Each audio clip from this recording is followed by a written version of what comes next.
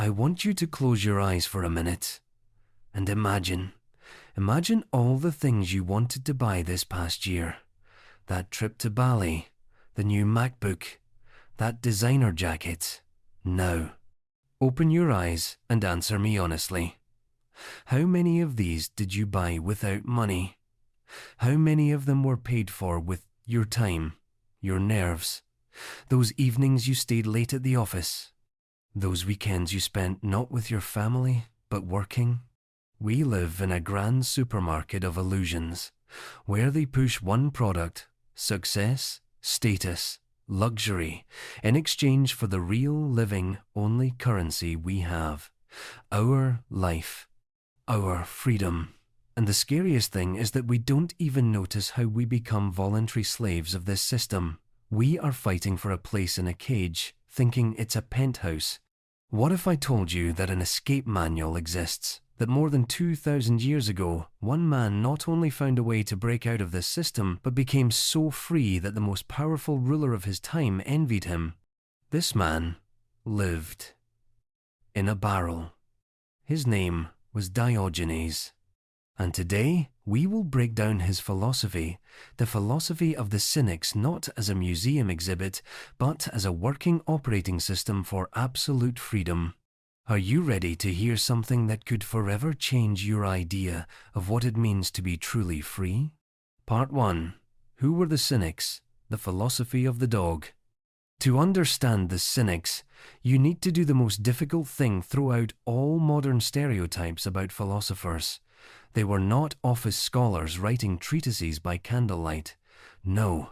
Cynicism is a philosophy of action, a philosophy as performance, a philosophy as provocation.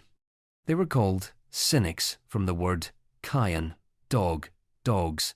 And you know what? They weren't offended. They were proud of that nickname, because a dog is free. It doesn't worry about what others think of it. It has no property. It lives here and now, guided by natural instincts. Imagine ancient Athens, the flourishing of democracy, philosophy, art, and against this backdrop he appears, Diogenes of Cynic, a man who consciously chose to live in a pithos, a large clay barrel. He had no home, no money, no status, only a cloak, a staff, and a pouch. And in this seemingly squalid simplicity, he attained a degree of freedom that kings could only dream of. Part 2. The core of the teaching. 3 pillars of freedom. The most famous story. Alexander the Great, the man who conquered half the world, comes to Diogenes, a brilliant man, a student of Aristotle. He says, "I am Alexander the Great. Ask of me anything you want." And Diogenes, lying in the sun without getting up, retorts, "Stand out of my sunlight." Think about that phrase. The king offers him any wealth in the world, and Diogenes asks him simply to move aside, because he is blocking his enjoyment of something that cannot be bought for any amount of money, the warmth of the sun's rays. That is the essence of cynicism in one phrase, to free yourself from everything that prevents you from being happy here and now. Let's now break down what this freedom consists of. Pillar 1. Freedom from the opinions of others. The first, and perhaps heaviest, stone around our necks is slavery to the opinions of others. Tell me honestly, have you ever bought something you didn't really like, but it was in trend? Posted photos on social media not because you wanted to share a moment, but to get a dose of likes and approving comments? Been afraid to voice your opinion in a group because it differed from the majorities?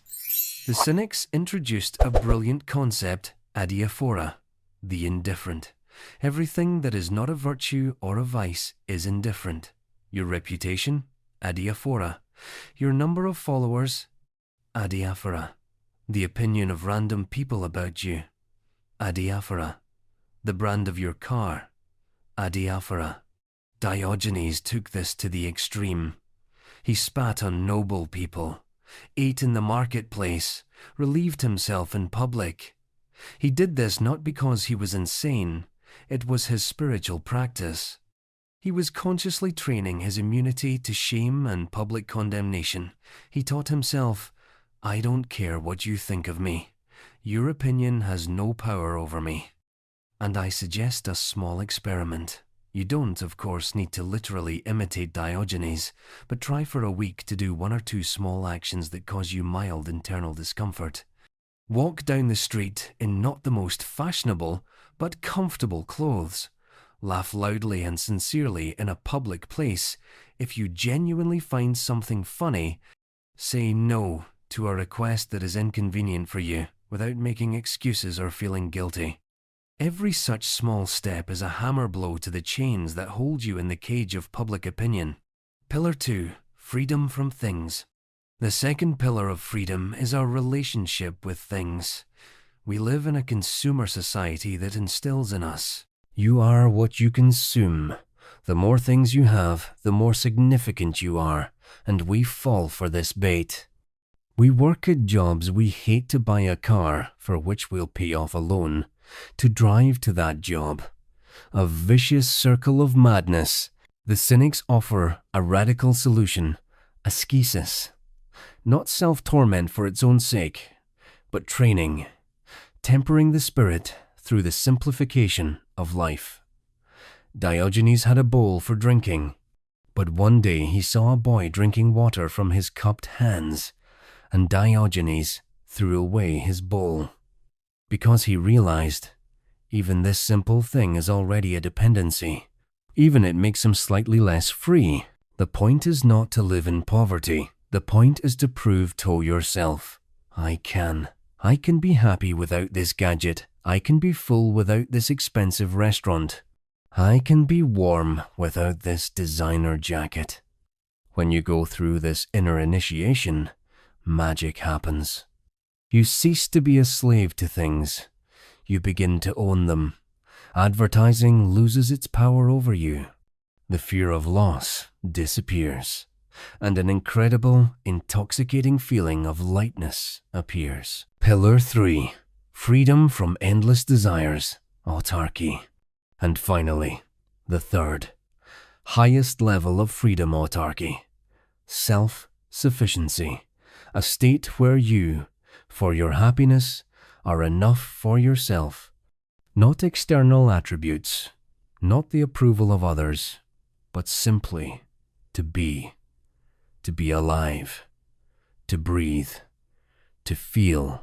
Modern man is an eternal debtor. He always owes something to someone. He is supposed to want more, better, cooler. His happiness is always somewhere out there, in the future. I'll buy an apartment, then I'll start living. I'll get a promotion then. The cynic's happiness is here and now. It's in the rays of the morning Sunday, in the taste of simple food, when you are truly hungry, in the ability to stretch after sleep. Diogenes enjoyed these simple things in a way an emperor could not enjoy all the gold in his treasury, because he returned to his nature. He cut away everything imposed, artificial, superfluous. This doesn't mean you need to give up all ambition. It means to stop making your happiness a hostage to these ambitions. To enjoy the journey, not just the goal. To value what you have, while you strive for more. Part 3. A moment of honesty. What is your cage? And now, the most important moment of our conversation. The moment of truth. We've talked about theory, but philosophy that is not applied in practice is dead. It is mere intellectual entertainment. Therefore, I will ask you a direct, perhaps even uncomfortable question, and I ask you to answer it first to yourself, and if you are brave enough, here in the comments. Which of these 3 cages is the strongest for you? Which bars prevent you from truly spreading your wings? Is it the cage of others' opinions? Do you, deep down, still fear what your parents, your social media, friends, your colleagues think of you? Or is it the cage of things? Do you feel the weight of your mortgage, car loans, that closet stuffed to the brim with clothes you don't wear? Or maybe it's the most insidious one, the cage of endless desires, that eternal anxiety, that feeling that you always lack something for complete happiness? Share this. let's create here, in the comments. Not just a message feed, but a unique space of honesty, where we, without embarrassment, admit to each other our lack of freedom, because admission is already half of liberation. Conclusion. The path to yourself. In the end, cynicism is not a call to live in a barrel. It is a call to awakening, to a sober, clear, adult view of life. It is the ability to distinguish water from the appearance of water, real values from the tinsel offered to us as a surrogate. To be a dog in the philosophical sense means to gain that very loyalty to oneself, which the modern person so lacks. To stop being a trained dog that runs after the stick thrown by society, be it career advancement, likes, or the boss's approval. It is the path of radical responsibility, when you can no longer blame the government, the crisis, your boss, or a bad childhood for your misfortunes, because your happiness is now within your control. You are free not because of circumstances, but in spite of them. Your freedom does not begin when you save $1 million. It begins the very moment you look at all these conventions, fears, and imposed desires and say to them, like Diogenes to Alexander, move. You are blocking my sunlight, the sunlight of your authentic, real, only life. If this conversation struck a chord in you, stirred something important, and you want to continue exploring philosophy as a practical tool for life, from stoicism to Buddhism, then subscribe to the channel and hit the bell. Many amazing discoveries await us ahead. Thank you for being here today.